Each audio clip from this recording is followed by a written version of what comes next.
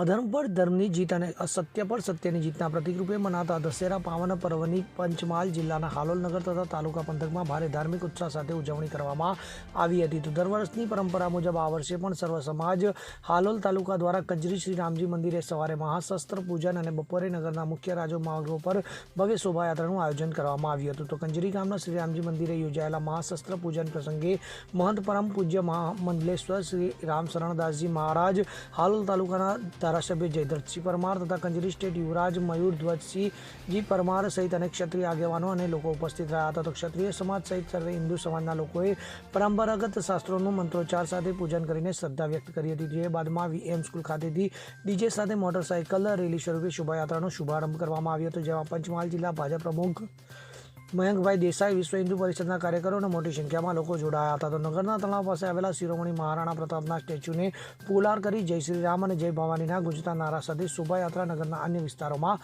ફરી હતી. કિરણ ગોહિલ સાથે CN24 ન્યૂઝ, પંચમહાલ. હવે જુઓ દેશ દુનિયાની તમામ ખબરો તમારી આંગળીના ટેરવે. ઉઠાવો મોબાઈલ અને Google Play Store પરથી ડાઉનલોડ કરો અમારી CN24 ન્યૂઝ મોબાઈલ એપ.